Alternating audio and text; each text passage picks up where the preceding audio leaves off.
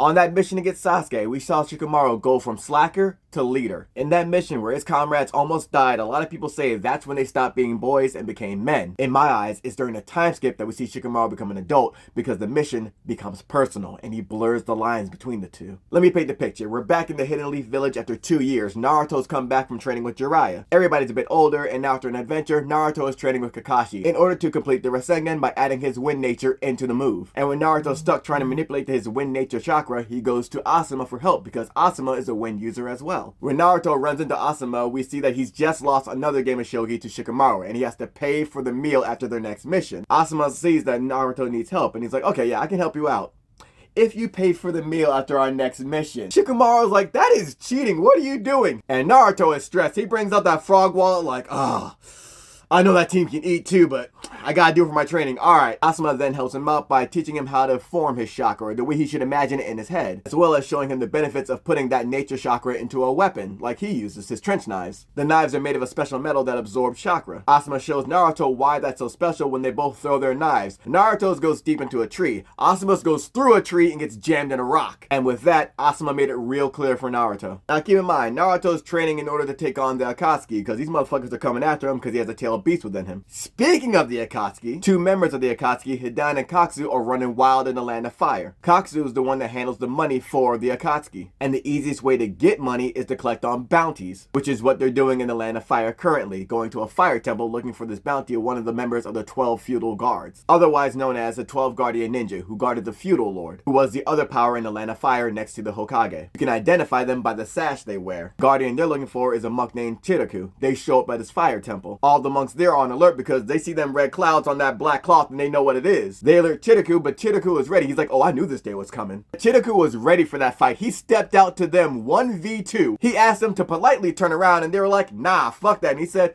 cool, look, I'm a man of peace, but I ain't afraid to get a piece of the action, you know what I mean? Now Kakuzu's looking around the temple like, man, this is the most impressive temple in the land of fire. Also, this dude Chiraku, yeah, his head's worth $30 million. We got to collect on that. He's also saying that this man right here, elite ninja, and he uses a special technique called the gift of the sages. They run up on Chiraku, and Chiraku is not phased. He's like, all right, well, this is happening now. Kakuzu and Hidan then find out that they had the name wrong. The technique isn't called the gift of the sages. It's called welcoming approach. 1,000 armed murder. This man literally threw hands. You don't hear me because you think I'm talking past tense. No, he literally throws hands. And Kakuzu found that out the hard way, up close, fucking personal. That man got lifted, and I was glad to see it because they didn't give Chiraku justice in the manga. Here, he put hands literally all over them. Chiraku got CTE going crazy on Kakuzu. And what gets me is that Hidan sees that and is like, couldn't be me, and goes in like, yeah, you're mine now. We come to find out that, yeah, it could be you too, because then he gets air juggled badly. Chiraku hit that man with a Tekken air juggle. This shit is humiliating. You hit me with this gun, you got to die. You gotta go. He got this man in the air popping like popcorn kernels, looking like pop rocks going down an esophagus. The most disrespectful part to me is the last hit, which sends Hidan all the way up, and we see him come into frame way later. And here's where you see these two are different, because after that ass whooping, Hidan's like, all right, Kakuzu, you chill out. I'm gonna go on this one dolo. And Kakuzu tells him, all right, don't go crazy. I'm like, I don't know where the room is to go crazy because we just saw what he did to you. But again, these boys different because they battle it out, and then we see Chiraku lost. He's laid out and we don't know how, but all we know now is they're carrying him around like he's a winning lottery ticket, which is so disrespectful. Yo, if I put up a good fight, at least throw me over the shoulder. Don't carry me around like I'm a duffel bag. We then see a squad of ninja comprised of Team 10 and Asuma there in front of the Hokage. And Tsunade tells him, hey, the Akatsuki's in the land of fire and they running wild. And I ain't having that, not on my watch. They out here thinking they're a wildfire in the land of fire. What I need y'all to do, put them out. They're last spot at the fire temple. So if y'all see a black cloak with a red cloud, I want them on their back seeing clouds. Am I understood? So now they asked anybody got some questions, and Asuma's like, yeah, hold on. They were at the temple, right? They would have had to get past Chiraku, and he was nice as fuck with the hands. Was he not there? Nade's like, damn. And the monk that escaped to warn the Hidden Leaf is there and tells them, yo, Chiraku fought them dolo 1v2. They cut him down. Asuma hears that and is like, oh, they got Chiraku? And we cut to Tsunade saying, yo, you see what they doing out here? Now we can't have them doing this shit, not in the land of fire. If you can't detain them, drop him. Now go get that shit. We then see that Team 10 is part of the 20 platoons sent out to stop the Akatsuki. The squad we're going to be following is Asuma, Shikamaru, Kotetsu, and Uzumo. Before they head out, Asuma stops in front of his girlfriend's apartment, Kurenai. He's looking at Kurenai's apartment and saying out loud, ah, man. Alright, well, somebody's got to do this shit. Let's get to it. And along the way, Shikamaru's talking to Asuma and he says, yo, it sounded like you knew that Chiriku guy pretty well. And Asuma tells him, I did. I never told you? I fought beside him. We were brothers in arms. Keep in mind, when I was younger, when I was a wild boy running in these streets, I left the village to join the Guardian 12 Shinobi. And we get a look back at a young Asuma on a mission, and it is hell on the battlefield. There are plenty of Shinobi deaths. When Asuma makes it back home carrying his comrades, he's greeted by the Hokage, his father, the third, Hiruzen. Hiruzen sees him and is just kind of like, alright, you're alive.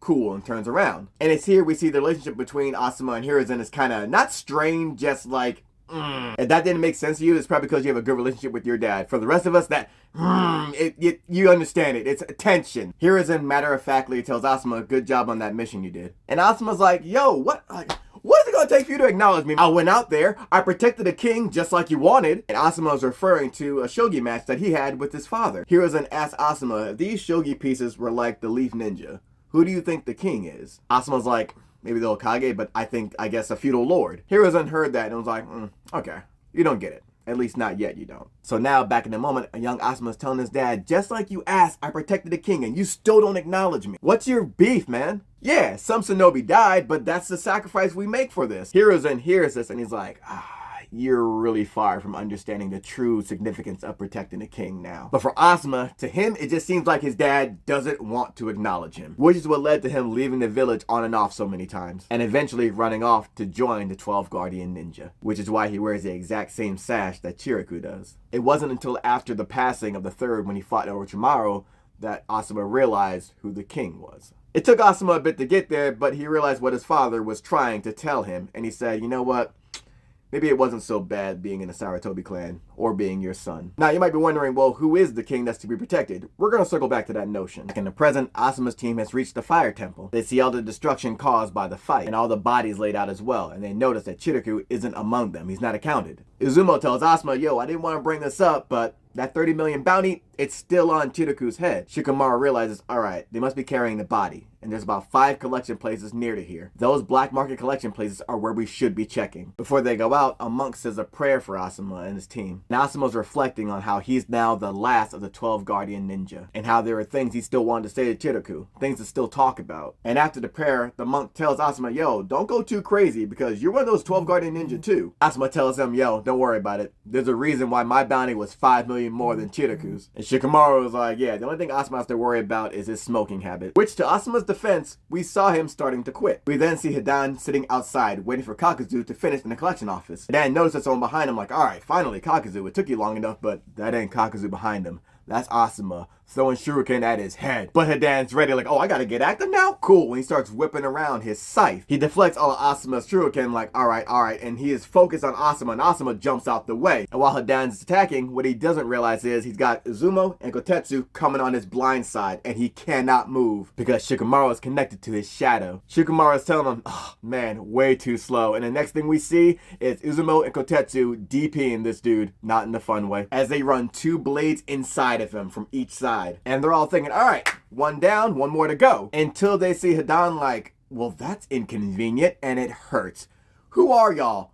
Why is this dude talking like nothing happened? I'm sorry, hold on. Uzumo and Kotetsu went DPS and dropped the S inside this dude's guts. Again, not in a fun way, and with 2 swords going through his body, it seems like a slight inconvenience as if someone put onions on his sandwich and he gotta tell them, hey man, I didn't want this. Uzumo and Kotetsu are like, okay, what's happening right now? Because these are going through his vitals, and Hidan's like, can we seriously get these out? Because it does hurt. And they have to ask, yo, is he immortal? And Hidan's like, that's kind of obvious at this point. Again, who are y'all? Hidan then recognizes Asuma's stash, like, oh wait, he's one of those 12 Guardian, or whatever. Oh man, we're gonna have to go back in that collection place now. Asuma tells him, yo, we're of the Leaf Ninja. We already know you operate in pairs. We were ordered to detain you or drop you. Asuma pulls out the knives like, it looks like you need some help dropping to the ground. In the meantime, where's your partner? We then see Kakuzu diving in the back line, attacking Shikamaru. And Shikamaru's like, oh, I gotta get out of this shit. Which makes him release his shadow stitching jutsu on Hidan. Asuma jumps in front of Kakuzu and tells everybody else to retreat on him. Kakuzu sees the sash on Asuam and realizes, oh, he's one of the 12 Guardians. Yo, Hidan, you actually struck gold for once. And Hidan's telling him, yo, I want these guys for my ritual, so chill out. Let me handle this. Kakuzu tells him, cool, but don't get careless.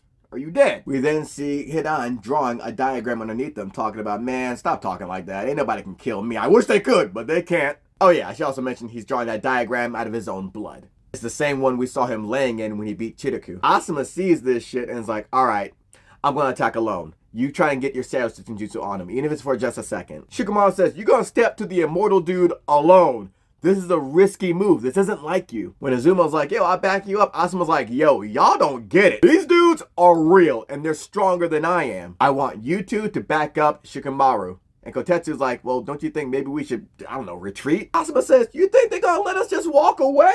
This is the only play we got. If we don't stand and fight right now, we dead, which will put the Leaf in greater danger. Asuam then tells him, yo, sometimes to penetrate the enemy lines, to get in that back line, you gotta make a bold move. And Shikamaru then reflects to when they were playing shogi and he sees Asuam make a risky move. And Shikamaru doesn't understand it at first. He's like, I thought you hated doing risky moves like that, just like me. And Asuam tells Shikamaru to defend your king from a superior opponent, sometimes you gotta make a sacrifice. Now back in the fight, Shikamaru's looking at the situation and thinking, okay, it feels like we don't stand a chance. This dude's immortal and we don't know what the fuck this guy's about. We don't stand much of a chance, it looks like, but for Asuam to make himself the sacrificial piece, is this really the best play? And then we see Shikamaru reflect back to Asuam introducing him to shogi. Shikamaru was seeing this as a pain to learn, and Asuam tells him, yo, I know you're lazy, but that's what makes you clever at getting around doing hard work or getting out of trouble. Shogi is a game like that, where it's countless variations, and those variations are contingent upon how you use the characteristics of these individual pieces. He gives Shikamaru the book on some basic rules, and he's like, alright, fine, I'll learn how to do this. Just give me like 10 minutes. And he beats Asuam in the first game. He used a method called the climbing silver. In climbing silver, you sacrifice your vanguard in order to make a breakthrough for the rest of your team. And here we see Asuam kind of give Shikamaru the same look his father, Hiruzen, gave him. Shikamaru was wondering, like, are you mad that I won? And he's like, no.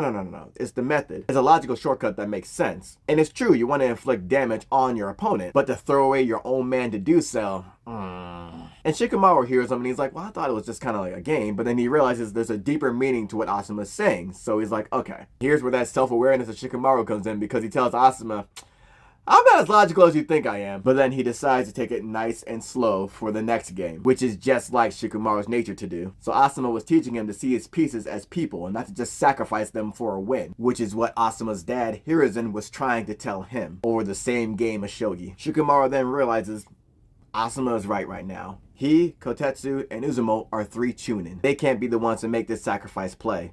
Asuam is the most skilled. He's a jonin. And if he fought in unison with them, he'd be having to try to protect them at the same time as fighting the enemy. Shikamaru is seeing the battle as a game board of shogi, and he's seeing like, yo, they have so many pieces on their side, and the best we can do to capture one of their pieces is the climbing silver technique that Asuam is putting in play. And he tells Asuam, yo, this role doesn't suit you. And Asuam tells Shikamaru, don't sweat it. I ain't gonna be the sacrificial piece.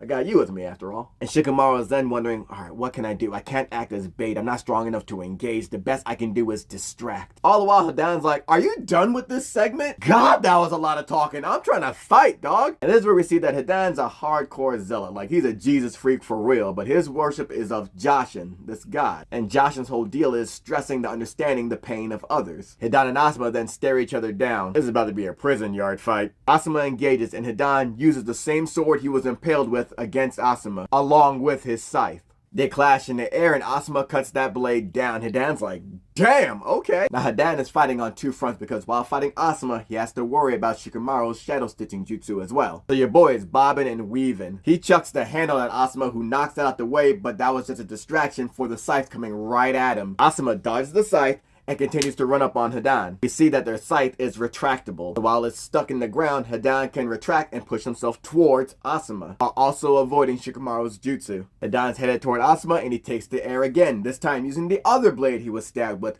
Asuam cuts that shit down too. Afterwards he lands and he realizes that Hidan's scythe is behind him now, and so this time he ducks it as it's being retracted toward Hidan. And this is the strategy, making him fight the battle on 2 fronts. Asuam is cool and collected. He knows, alright, I'm just gonna keep coming at you and making you work because Shikamaru's Shadow Stitch Jutsu is throwing him off his game. Meanwhile, Shikamaru is frustrated. Yeah, this is working, but he wants to capture him, but he can only go so fast with his jutsu. Shikamaru is worried because, yo, okay, we get the advantage, but what's the point against a dude that's immortal? We're trying to gain the advantage on someone that's immortal, and we only got one life and limited chakra. But it is what it is, and it's too late to think about that now because this fight doesn't start till I grab this man. And back to the fight, Asuma's now in front of his team, and Hidan throws his scythe. This time, if he dodges it, the scythe will go for his team. Asuma realizes this and then hits the same stance that Chiriku did. And not only knocks away the scythe, but knocks away Hidan as well. They're like, oh shit, he can do that too. And Asuma's like, yeah, it's like that. Chiriku taught me that shit. Of course, he can do it better than I can, but it's enough to put you on your ass. Kakuzu looking at Hidan like, yo, you sure you don't need help? But Hidan still wants Kakuzu to stay out of this. Shikamaru and Asuma are really dream teaming this right now. They're working together in unison perfectly in order to position Hidan closer to Shikamaru's stitching jutsu. But Hidan keeps staying one step ahead. And Shikamaru realizes, alright, his partner Kakuzu is staying out of it, but we can't trust him to do that for long. He then asks Kotetsu and Uzumo to back him up on the next play. After Hidan dodges and positions himself between Asuma and the unit, they both throw ninja stars at him and he has nowhere to go. And he's like, I don't care, I'll just go through them then. He takes the hit and is going toward the unit that Shikamaru's in. Asuma is then running like, no, you want me, get back here. Hidan said he's going for the weaker unit, but he was just luring Asuma in because he then hits a backflip, the same one Asuma did to avoid his scythe, over Asuma, and he's whipping that work with his scythe at the same time. And he's finally able to get a hit in on Asuma, who blocked most of the major damage. And even when he lands, Hidan is still having to avoid Shikamaru's shadow stitching. We then see Hidan lick the scythe, and Asuma's like, alright, if targeted attacks aren't going to work, I'm going to burn this whole shit up. And this is one of the coldest moments Asuma has because he's running, he throws out his trench knives, does hand seals for the attack, and then grabbing his trench knives again, lets loose a cloud of ash. That shit was insane to me. I love little details like that in the fight. And he's covering the whole area Hidan's in ash. But Hidan's not trying to get out of it, and Shikamaru notices that. And then when Asuma turns that ash into flames, we see a massive explosion, and Hidan was in the middle of it.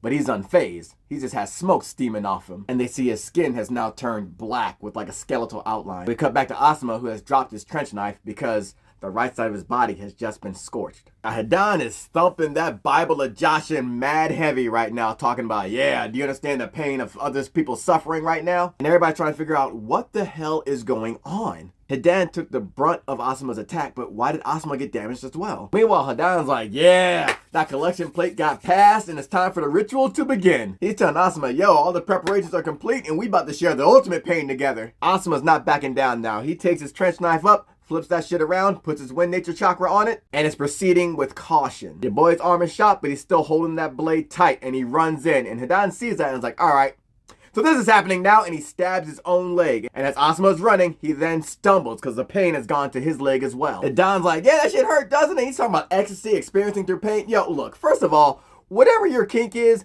it's fine if you want to incorporate that to your jutsu, cool, and your fighting style, awesome. Yo, don't involve that with me, man. If your jutsu is a bit on the kinky side, okay, but like, there's a line. Now Asuma's bleeding out from his left leg on the ground with his right arm shot and wondering, what the fuck is this about? Everybody else is confused, except for Kakuzu, who's like, oh man, I can't wait to cash in that 35 million on this guy. Hidan is just laughing this up like, all right, where are you trying to feel pain next? How about we just go for the big one? And he's about to stab himself in the heart, which will kill Asuma. The team can't do anything to physically stop him, but Shikamaru can do something, and he sends his shadow stitching jutsu right after Hidan. But he still has to get there in time. But this is Shikamaru we're talking about, and can't nobody beat the buzzer like him, as he clocks what's happening and saves Asuma's life by stopping Hidan from stabbing himself, using his strangling shadow jutsu. Hidan is powerful, and he's still trying to move bit by bit. Keep in mind, they put in for reinforcements 10 minutes ago. It's another 20 until they arrive. They're trying to figure out, okay, what do? We can't take dude out because then we take out Asuma. But Shikamaru is focused. He's worried, but he's also saying, yo, every jutsu has a loophole. Shikamaru's thinking, yo, we just gotta calm down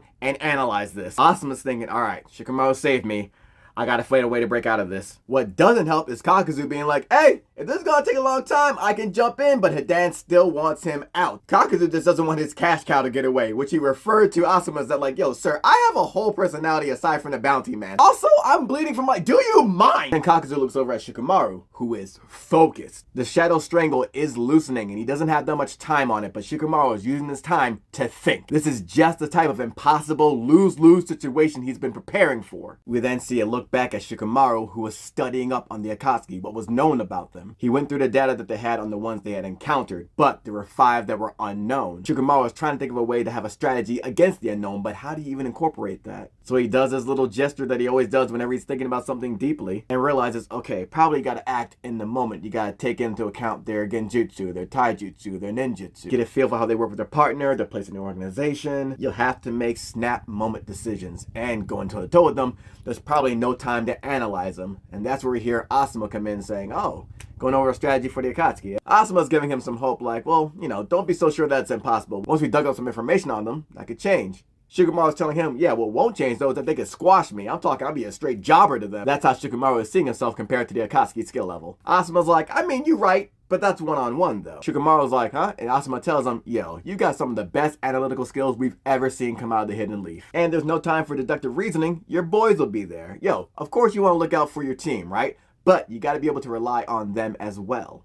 Asuma is giving Shikamaru that old head advice, telling him, yo, no man's an island. Trust your comrades. It'll all work out. Shikamaru's like, crossing my fingers ain't gonna cut it though. So Asuma tosses in the book back like, okay, then figure something else out before your friends get killed. And he walks away. Shikamaru's now in the present, again, reflecting back like, yo, Asuma gave me all the advice for this. Okay, he's looking at the entire battlefield and it looks like a game of shogi right now in his head. He now has some time to analyze Hidan. Everything from his clothing, his speech pattern, the jutsu he's done, the words he used. All these things will give Shikamaru a character profile of the jutsu he's putting in place. He was talking about his religion. He was talking about his god, how he's punishing, how everyone has experienced pain and understand each other's pain. He passed the collection plate. He said he cursed Asuma. Talked about preparations being complete. Shikamaru considers every single move and word that Hidan has said and done throughout this entire fight. Shikamaru takes all these things into consideration and he's got the plan. All the while, Asuma's put entire faith into Shikamaru because he can think 200 moves ahead and always choose the best possible one. The team's asking Shikamaru, yo, you got it? He's like, yeah, I think I got it. And we see him start moving. And they're like, what are you doing? He's like, I'm trying to get him out of that diagram he drew on the ground. He analyzed everything. He saw, yo, his weapon, that scythe, has 3 blades. It's not really for intensive damage. It's for long range to extend his reach. All he needs is a small scrape, a small abrasion to injure the opponent. And once he gets that,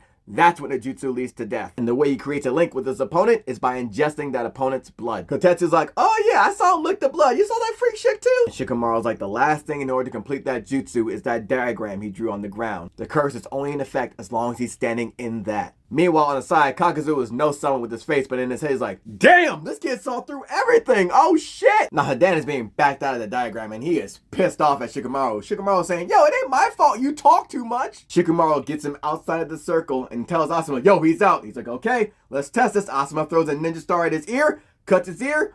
Asuma's ear is intact. Oh, we back in business now. Asuma then makes his way to Hidan, limping all the while, and he extends the range on his knife. He is gonna cut this man something fierce. Meanwhile, Hidan's like, hey, Kakuzu, you can step in now. Hey, yo, hey, bring it in, man. Come on, come on. Hidan thought shit was sweet, and Asuma's letting him know, ain't no Tootsie Roll over here. Ain't no grandma's candy that be in her purse that be all good strawberry kind. I love those. I have pineapple ones as well. Ain't no Mars bars, ain't no Snickers, ain't no Butterfingers, ain't no whatchamacallits. You want to talk about pain, right? Cool. I got a real estate license. Let me introduce you to the House of Pain real quick. Asuma then gets in that man's face and lets that blade go right across his head. Yeah! He took his whole dome off, had his chain spilling on the ground looking like Martha Wayne's pearls. Not only did he run him for his Rockefeller chain, but he also took his scratched out forehead protector as well. Asuma like, you over here talking about collecting a bounty on my head. Okay, anyway, speaking of your head that's now beheaded, that's a nice forehead protector right there. I ain't got that one. See, I got a cloud one. You see, I got a sand one. That dude was real tough. I got a leaf one, but that's mine. You gotta get your own of these. Hidan is taken out and they are wiped out. They are done and they still got one more to go. Kotetsu and Izuma are praising Shikamaru like, yo, no wonder Asuma put so much faith in him. And your boy Shikamaru is dead tired. And we see Hidan's body drop. Asuma is out here bleeding from the leg, arms scorched up. Kotetsu and Izuma are fine. Meanwhile, Shikamaru's behind them like, okay, all right, we got one more to go. All right, let's get this going. They all look at Katsu and Katsu's like, I mean, if you wanted my help, you should have said something sooner, Hidan. And then they hear Hidan saying, nah, you did that on purpose. You didn't step in on purpose, man. I'm sorry. What? How is he still talking? How is he still carrying a conversation right now? Everybody's confused, except for these two. Hidan's arguing with Kakuzu like, yo, come on, man. Kakuzu's like, yo, you told me not to step in. Did you not? Did you not? Did you not? Hidan's like, you're right. All right, you're right. Now, can you, this is embarrassing, man. Can you help me put my head back on my body, please? Meanwhile, the leaf ninjas are like, I ain't ever seen no shit like this. Asuma's staring at this shit like, I can't possibly be seeing this shit right. And then we see Kakuzu instantly be right beside Hidan's beheaded head. Not only is dude strong, but he's fast as fuck. But everybody's still wondering, how the hell is this man alive? Asuma's like, all right, this shit's incredible. I can't even be mad. Kotetsu and Izumo are like, we can be mad at this because what the fuck is this about? Meanwhile, Shikamaru is like, I mean, look at it this way, guys. Cool, he's alive. Ooh, wow. He's separated from his head. He can't do jutsu. Dude is useless right now. The problem is Kakuzu, though. Shikamaru has already assessed, I think this guy's stronger than the other dude. Plus, he's calm, cool, doesn't care about his comrade going down. He's the type of guy that looks for any type of advantage. He wants us to think we have the advantage right now. It'd be in his best interest. We can't give him that advantage. And Shikamaru starts to get up. You know when you like gone for a run and it's like that part where it's the run's done and you're just like, like that feeling? That's what Shikamaru's going through because he's reached his limit using his chakra. That boy stood up and immediately was like, oh God, I'm dizzy, and put his hands on his knees and basically like twerked on the way down because he is exhausted. Asuma sees what's going on and is like, okay, we took out one dude. It's giving us a better chance for escape, but my main worry is Shikamaru's condition. That'd be my main worry too, because Kotetsu and Izumo, what the fuck are y'all doing? All I've seen you do right now is stab a dude once and throw some ninja stars. Get in this mix. I know Asuma told them to be support. I get it, but my ninja, help! At least make this ass whooping a group project. Distribute it out some. Meanwhile, Shikamaru's worried like, oh, we can't leave ourselves open for attack, and Kakuzu's like, haha! It's time to attack. That man Kakuzu disappeared and appeared right in front of Asuma and he kicked him right in his injured leg. You know the pain's bad when you go into Technicolor. And then he takes his briefcase and just knocks Asuma upside the head with it. Just straight up deal or no deal, right upside Asuma's head. That man was carrying a concussion around in that briefcase and told Asuma, here, hold this for me for a sec. But Asuma, yo, he's Sarutobi's son. Hidden Leaf, yo. Leg shot, arm shot, concussed, whatever. He's still getting up. And Kakuzu's like, oh, okay. I know what I gotta do now. That man leaped in the air and Kyle O'Reilly single knee dropped that shit right into Asuma's back. Asuma is out. Rightfully so. My man was fighting for what? It's gotta be at least 20 minutes straight now, Dolo. Everyone's wondering, okay, what's Kakuzu gonna do right now? And we then see him being able to stitch Hidan's head back to its body. And this is where Shikamaru's like, okay, what the fuck is this about? We got one dude that's immortal, one dude that can stitch his head back to his body? It's legit one thing after another with these dudes, man. Now Kakuzu is telling Hidan to take care of Asuma, the cash cow. He's gonna handle the light work. The light work being Kotetsu, Izumo, and Shikamaru, who's passing out on the ground coughing right now. We then see Izumo and Kotetsu like, all right, let's get this shit going. Finally! I mean, you could have got it going before he sewed his head back together, but cool, cool. It's also at this point in the video that I realized I've gotten these two confused for each other. And I'm gonna make no attempt to fix it because maybe they should have did more to help out Asuma and Shikamaru. That way I would have got your names right. Anyway, Kotetsu summons this clam club type weapon and they're running down on Kakuzu. And then Izumo does a hand seal for his water sign syrup trap. Let's just see how it goes, I guess. Now, Kakuzu sees that syrup and is like, ew, and steps back, which has Kotetsu take to the air and let his weapon go. And my fault, it wasn't a clam. Turns out it's some kind of pterodactyl weapon. He throws it at Kakuzu, the dust settles, and we see that it actually missed. Kakuzu's like, okay, whatever that syrup stuff is, that is gross. And I see your plan. You want to distract me with that aerial attack. Okay, cool. Meanwhile, the syrup gonna trap me. Ooh, wow. That was a waste. And Kotetsu's like, oh yeah, was it? He summons his weapon back and is attacking Kakuzu from behind until it changes direction and goes in the air. Kotetsu jumps up to catch it, and Kakuzu's like, okay, what the fuck is this about? He goes to move, but he can't. When the weapon came out the ground a second time, it made a second hole that the syrup seeped through again. That was the actual distraction. So Kotetsu's like, haha, got you. Kakuzu's like, nah, you don't. My man unwraps the stitches within his hands and lets his hands go. Literally. Yokes dude up by the body and the throat. And then he goes for Izumo. Gets him yoked up as well. Gets his throat. We got a whole S&M thing going on with these two, I see. Also, I'm kind of curious. Why didn't he just put chakra on his feet so he could get out of the syrup, just like Izumo did? But whatever. They're pinned down right now. Hidan's like, man, they're going crazy over there. Anyway, and he runs up on Asuma and is getting ready to stab him. Meanwhile, Asuma was playing possum the entire time, and he takes a swing right at Hidan. Hidan's like, oh shit, and throws his javelin thing at him. And that just gets by Asuma, but then Hidan retracts his scythe again. He's going right for Asuma's head, but Asuma ducks, and Hidan gets hit with his own blade. Asuma's like, yo, how many times do you think I was gonna fall for that same trick again? And then he realizes Hidan wasn't really going for him like that. It was a distraction because Hidan was in the diagram again. It was the same trick. So even though the attack hit Hidan, the link is reestablished and is connected to Asuma again as he starts to bleed out through the stomach. Things are as bad as they could ever be.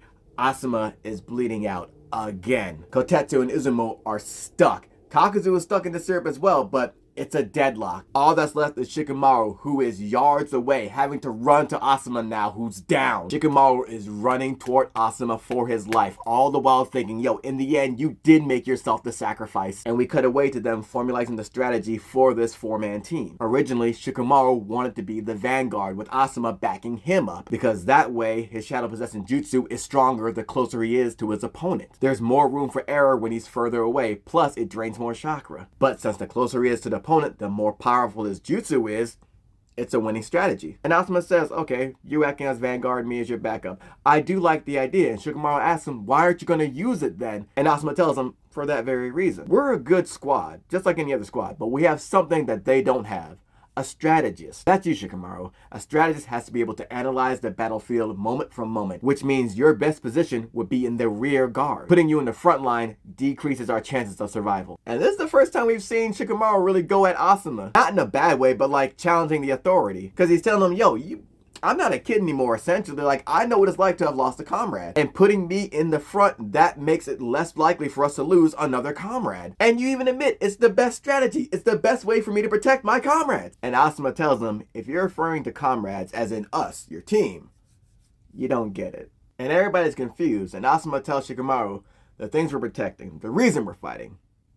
You don't see the true purpose of all this, do you? Until you know, I can't put you on the front line. And I talked about hindsight before when they went after Sasuke and Shikamaru's team was like damn near decimated. How he kept thinking back to what he could have done better. We now see that same thing happening here. Shikamaru is putting the blame on himself again, saying, yo, it's all my fault. If I had come up with a better strategy, Asuma wouldn't be put in this position. He feels he's the reason they had to go with this risky play, and he's running for Asuma, but then he trips. Shikamaru's on the ground, and all he sees is Hidan standing over Asuma, toying with him at this point, talking about how he's going to savor Asuma's death. Everybody is pinned down. We still don't know how far reinforcements are. The only thing we can see for sure is Hidan in front of Asuma, raising that lance in the air. And Shikamaru has a front row seat as Hidan brings it down and stabs himself through the chest. And in the moment, there's just silence. As we see Asuma sitting, staring into the sky, and then slowly falling over. Shikamaru tries to get up and attack, but Kakuzu thus throws Izumo right into him. They are laid out. Shikamaru realizes just how powerless he is, and as he looks up, a feather falls to his face. And then more feathers come into view. And there's a bunch of crows now attacking Hidan and Kakuzu. And right when Kakuzu and Hidan are wondering, yo, what the fuck is up with all these birds? Kakuzu then sees a leaf ninja right in front of his face. Raido with his black poison sword going right at his head. Kakuzu's like, oh shit, and just dodges it slightly to the side. He has to let go of Kotetsu and Izumo in order to defend himself. We then see Choji picking up Asuma and Ino backing up Shikamaru. Yo, reinforcements have just arrived. Choji gets Asuma onto the roof next to Aoba, the one that's been coordinating the attack with the crows. Raido's checking on the rest of the team like, yo, y'all alright? They're like, yo, fuck us. What's good with Asuma? And then we cut to Team 10 together, all sitting over Asuma's body. Shikamaru puts his head to Asuma's chest and realizes, yo, he still has a pulse. Alright, we can save him. We just gotta get him to a hospital. Ino, keep him alive till we get there. But then Kakuzu shows up like, hey, y'all ain't taking him nowhere cause I still wanna cash in on that bounty. Shikamaru's like, is that right? And then Aoba steps in like, yo, take Asuma and get out of here. We'll keep these two busy. Now this dude never stood out to me, but I know this ninja means business because he's got his forehead protector cocked to the side like Kakashi and he's rocking sunglasses. You don't get to dip your leaf headband and rock shades unless you nasty with it. And judging by the way he's running in at Kakuzu knowing nothing about this man, oh, he must have hands. And yes, he does, because he starts squaring up with Kakuzu. I made sure I knew this dude's name. That's my kind of ninja. I don't want to know his techniques. Can this motherfucker box? We gonna find out together. And he threw down with Kakuzu. This dude needs way more credit. My man was throwing punches, but Kakuzu was blocking it. And when Kakuzu tried to grab him, he was like, nope, nope. Nope. My man was throwing him them leg assaults as well. Kicks were kicking in this fight. It's short, but it's mad fluid in seeing this dude's style. I want to say he was utilizing Taekwondo. He had solid stances, and when Kakuzu turned him around, my man just ducked down and fluidly went back under Kakuzu. This dude was nasty with it. A handspring into a duck? Come on now. Hidan's telling everybody, hey, this shit's pointless. Y'all all about to get rocked. But then he's getting communicated with, and he's being told he has to come back in along with Kakuzu. We then see Kakuzu join Hidan like, yo, enough. All right, we got to dip. And I love that Aoba's watching him down there like, hey, you ain't run me for shit. Oh, you got to dip now. Nah. Let's settle this right here. Kakuzu's like, nah. We got to go. But we going to be back. So prepare yourselves. Shikamaru wants to take Asuam and leave for the hospital right now, but Hidan's like, hey, y'all stay there till we get back. Anyway, he's dead. Ain't no coming back for him. The kids Asuam used to look after are getting ready to transport him. Ino wants to start medical ninjutsu, and he tells her, nah, don't. I'm done for. I know it. He can feel that he's done for. And he's telling his kids, I know y'all know it too. Shikamaru's like, yeah, that's great. Shut up, Ino, start. Ino's like, yeah, and she's on it, and she's trying to heal him, but he took too many hits in them vital spots. Ino knows there's nothing she can do for him, and Shikamaru realizes it as well. And it's here that Asuam realizes he finally understands what his father, the third Hokage Hiruzen, was talking about. He mentions how he was always slow to figure things out, but he understands it in this moment, and he tells Ino, Choji, and Shikamaru that there's something he wants to tell them. Choji's telling him, yo, stop talking, like, save your strength. Shikamaru's like, yo, Choji, Ino, listen closely. These are going to be Asuma's last words to us. Asuma tells Ino, yo, you're bossy, but you're also compassionate. Shikamaru and Choji, they're clumsy. Watch over them for me. And also, make sure that you never lose to Sakura. Not in ninjutsu or in romance. Which means he knows that Sakura is her rival. And also, they were both rivals over the affections of Sasuke. Asuma tells Choji, yo, you're thoughtful, loyal, and kind. In time, you'll be a stronger shinobi than anyone else. So put more respect on your name. Choji agrees. And he also tells him, oh, another thing, you might want to consider losing a few pounds. Choji's like, I don't think that's going to be possible, but I'll try to. I would have just been like, hey man, my clan converts fucking calories into chakra. You know this. But you dying. Whatever. And then Asuma looks at Shikamaru. He tells Shikamaru, yo, with your intellect, that shit is razor sharp. And you got the instincts of a great shinobi. You are truly worthy of becoming Hokage.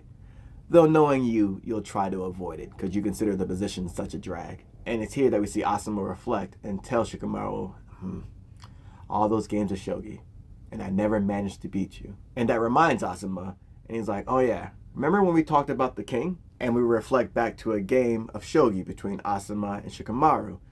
And Asuma tells Shikamaru, if I was picking pieces of shogi to represent Leaf Ninja, I'd say you were a knight. Asuma's saying that, yeah, Shikamaru can't do certain things that other pieces do. He can only move a specific way, but through clever strategy, that's how he takes out his other opponents, like a knight. Shikamaru's like, all right, well, which one are you? And Asuma says, oh, I'm nothing special. And he puts down a piece. And Shikamaru's saying, oh, a sacrificial pawn? And as they're playing, Asuma asks Shikamaru the same question his father, the third Hiruzen, asked him. Who do you think is the king? Shikamaru says, the Hokage? And Asuma's like, yeah. I used to think that too. But that's not it. And Shikamaru's asking, okay, who is it? And Asuma's telling him, you'll know the answer when the time comes. Back in the present, he tells Shikamaru to lean in as he tells him who the king is. And as Asuma tells Shikamaru, Shikamaru realizes, okay, wait a minute. So this is why you... And Asuma cuts him off saying, yo, I'm counting on you, Shikamaru. Asuma then says, yo, I know I said I quit. I guess it doesn't really matter anymore now. And he asks Shikamaru to give him one last cigarette. And as Shikamaru lights a cigarette for him, they're reminded of back when they first met Asuma. They're coughing from the smoke, and Asuma's like, oh, sorry about that. All right, starting from today, I'm your team leader. I'm going to warn you right now, I'm pretty strict. And we see Choji, Ino, and Shikamaru crying up. And he's like, what are you guys crying about? I barely threatened you. And they're like, yo, it's not that. It's the smoke, man. It's stinging our eyes. And Choji remembers Asuma taking them all out to eat. And he's about to tell Choji, all right, yo, slow down. That's what we're going to keep going eating and get fat. And he's about to say fat. And Shikamaru stops and like, You don't want to say that word. And Choji's like, yo, what was he going to say? What were you going to say, Asuma? And Shikamaru says he was going to say that, yo, if you're famished, go get a deluxe meal. And Choji is excited, like, yo, you said that, sensei? Yo, that is so cool. Thank you. And Asuma's like, yeah, all right, cool. And he looks at his wallet like, oh, fuck, man. Afterwards, Choji's leaving the restaurant happy as hell. Meanwhile, Ino and Shikamaru are looking back at Asuma, who's apologizing to the restaurant owner for probably having to put this on a tab. Ino reflects to having seen Asuma in her flower shop getting a bouquet. And she's like, oh, who are those for? And Asuma's like, it's occasion. And she says, all right, say hi to Kurenai-sensei for me. He's like, oh shit, how does she know? Shikamaru, he thinks back to when Asuma first introduced him to Shogi. And then Asuma congratulating him on making the rank of Chunin and telling Ino and Choji it's their turn now. And when they did, Asuma tells them, yo, that means you've all passed. And that also means I'll no longer be in charge of you guys. From here on out, you're gonna have your own squad to look after. Asuma tells them to commemorate this, these earrings are a gift from me to you. This is also a tradition that whenever an Ino Shika Cho clan member makes rank of a Chunin, they are given these earrings by a Sarutobi clan member. Asuma tells them, whatever the future holds, never forget that you are members of Team 10. As we come back to the present, we see that Asuma's last cigarette has fallen from his mouth. We then see the ninjas mourning over the loss of Asuma Sarutobi, who has died in the field. As everyone is mourning, they say that this was an end worthy of a shinobi. And they cover Asuma. And then we see Shikamaru get up, and he walks away. He's holding on to Asuma's lighter, and as the rain is coming down now, we see the back of Shikamaru as this puff of air is coming from him. And then we see Shikamaru smoking Asuma's cigarettes, complaining that the smoke still stings his eyes as he's tearing up and crying. We then cut back to the village, and we see the word spread out that Asuma Sarutobi has been killed in the field of action. And we see Naruto's expression of disbelief and shock because he was just here and just showed him how to manipulate his wind chakra. He was a huge help in Naruto's progression. And we then see Kurenai with Shikamaru at her door. She already had a bad feeling, and this just confirms it as we see her then break down in the hallway and Shikamaru crouch down and comfort her. We then see all the squads that have come out to pay respect for Asuma at his funeral. His nephew Konohamaru is crying. Naruto's comforting him. Kurenai is putting flowers on his grave, and everybody is there, except for Shikamaru. Ino's asking Choji, where is he? But Choji doesn't know because his mother said he had already left for the funeral. We then cut to Shikamaru, who's in his funeral clothes, but laying on his back on a rooftop, flicking Asuma's lighter on and off, watching a bunch of kids playing around and get scolded. He sees all the kids about playing around as he makes his way through the village, and he runs into the restaurant owner that they always go to. She's saying she hasn't seen him for a while, and also to say hi to Asuma when he sees him. Which then reminds her that they gotta settle that tab the next time she sees Asuma. And Shikamaru has to tell her, Asuma's not gonna be here. He was killed in the line of duty. The shop owner then drops everything and realizes, oh, that announcement yesterday, that was for him. And I love this episode because we see Shikamaru now going through the motions of losing someone. Not just that, a teacher, someone that helped raise him. Someone he was close to that put their life in front of his to protect him and his comrades. Now Shikamaru is just hanging out at home watching the day go by. His mom's telling him dinner's ready, but he's not hungry. This is the first major loss in his life, and he's just going through the motions, going in a haze about his day. And this is what loss does to you. You look back on what you did wrong. You look back in hindsight of all the things you could have done, and it eats away at you. On top of that, you then deal with your mentor, your teacher, your friend, a loved one not being there anymore. It becomes a new normal that engulfs you. There are all these elements that have Shikamaru in his head, and his father comes out and says, hey, why don't you play a game of shogi with your old man? Keep him some company for the night. And we cut to them playing shogi, and Shikamaru's coming pretty fast, but he's really not himself. And his father comments on this, telling his son, you're off your game tonight. Shikamaru's father, Shikaku, is telling him, you're not going to win like that. And Shikamaru's just saying, whatever, Dad, as he keeps playing. He keeps going through the motions. Shikamaru's not really giving him much to work with in the form of conversation here, so Shikaku says, okay, the Akatsuki. They're pretty strong. Shikamaru's like, yeah. He's like, okay. What's your plan? Shikamaru is quiet. Shikaku then asks if someone like Asuma can handle them. what shot do you have? He then goes on to say, yo, Saratobi, he was that fucking guy. Not so great at shogi, though. Shikako then asks Shikamaru, hey, you know what you're doing? And Shikamaru's saying, hey, you play shogi your way, I'm gonna play mine. He's like, yo, I'm not talking about the game. And this is where we see this father knows his son. Now Shikamaru is slamming that piece down a little bit harder, and Shikaku's like, okay. Well, he wouldn't do anything stupid, so I'm lucky in that respect. I mean, who wants to go to their own son's funeral, right? We then see Shikaku switch gears and tell Shikamaru, hey, you've done really well for yourself. I'm proud to be your father. You're someone that the village, the entire village, can depend on. And then Shikaku says, but now, Asuma is dead, and that sets Shikamaru off by knocking away the entire shogi board and all the pieces. We've never seen him react like that. He's tired of his father talking because he ain't trying to hear any of this shit. Especially not right now. Shikaku can dress it up any which way he wants. Shikamaru, at the root of the matter, still feels he's a useless coward. And this is different from when his father asked him, so what's it gonna be? You a coward or gonna be a leader? Now his father's saying, yo, you're still seeing yourself like you were a kid back then. You're not a coward, man. You've got it all wrong. And Shikamaru's like, yo, what do you want from me? And his father stands up and he's in Shikamaru's face. And Shikamaru is angry. And he's looking his father in the face. And Shikaku tells him, let it out, kid. Shikamaru wasn't expecting that. And he takes a step back and his father tells him, yo, all that hate, anger, sadness, fear that's brewing inside you, you have to let that out. It starts there. You got to let it go. Shikaku tells him it all starts from there, son. And he leaves the room. And as he does, we see Shikamaru breaking down under the weight of all that has happened, especially the loss of his teacher and mentor in Asuma. And as he's wailing in the back, Shikaku closes the door and tells him, remember, I'll be here for you. Pick up the pieces. Shikamaru is laying in his room having mourned, and he sees the shogi pieces and he goes to put them away, and then he sees it. It comes back to him. A strategy for the get back. Asuma said he's one of the best in the Leaf, perhaps the best the Leaf has ever seen at analyzing, and your boy gets to work. He sets up the shogi board. He's already encountered his opponents once. He knows their moves. He knows their methods. More importantly, he knows their abilities and how dangerous they are. And we see Shikamaru setting up the pieces for a strategy. It's going to take him a while too, and when it doesn't click, he gets himself together again. Gets back at it. That boy Shikamaru was getting to work. He put on Santeria from Pusha T and said, hey, now that the tears dried and the pain takes over, let's talk this payola because they about to pay what they owe. Shikamaru's got a strategy set. He knows what to do. He's gone. We then see his father enter his room and see the shogi board set up. And he's looking over it and he's like, oh yeah, he's back. First thing we see that boy Shikamaru do, hit the library, get to reading up on something. He then gets Asuma's trench knives. He practices putting his chakra into them. He then goes to find Choji, and Choji was waiting on Shikamaru the whole time. He gets in his face like, yo, you got a plan, right? We gonna do this, right?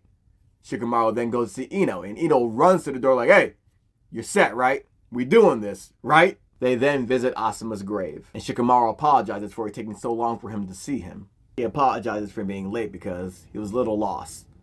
But now your boy's found. He's talking to Asuma from beyond the grave, telling him, yo, we about to try some real crazy shit.